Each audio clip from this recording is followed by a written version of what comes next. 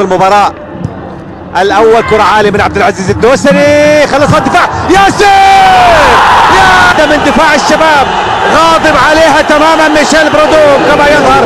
هنا تخلصت من الدفاع وجاءت التسديدة والكرة في المرمى، هدف على يمين حسين شيعان. هذه الكرة تخلصت من عبد الله الوسطى، عادت لمركز المحور الذي غاب عنه قليلا عبد الملك الخيبري وتواجد فيه بخبرة وبدراية ياسر القحطاني ليسجل. عنده بنغازو يحاول الدخول لكن تعود عبد الله الوسطى، جميلة عرضية عالية وهدف التعادل، وهدف. هذه عادة مرة أخرى حاول معها فرناندو بنغازو، أبعدها سلطان البيشي، ولكن العرضية نموذجية جدا من عبد الله الوسطى. هو من أخطأ التقدير أو أساء التقدير في كرة هدف الهلال اللي سجل في شوط المباراة الأول، هو من يصنع هدف الشباب في شوط المباراة الثاني ويسجل سباستيان تيغالي هدف التعادل للشباب.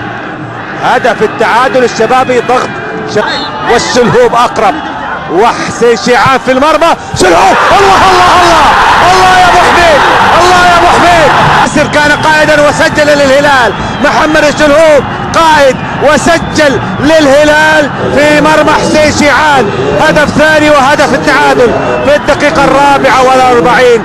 الهلاليون بأهداف الدقائق الأخيرة، سواء في الدقيقة الأخيرة من زمن شوط المباراة الأول من محمد الشلهوب. هنا كاماتشو عرضية عالية، يا الله يا الله يا الله، يصنع بالشمال المرة دي. شوفوا كاماتشو يستلم، يصنع باليمين، يرفع باليمين. جننتنا يا كاماتشو انت ورفعاتك، انت وحطاتك. وجاءت الكرة برأسية مهند عسيري وعلى يمين عبد الله سديري حارس مرمى الهلال، وهدف ثالث للشباب. هدف ثالث للشباب، وثلاث دقائق في الوقت بدل الضائع من زمن شوط المباراة.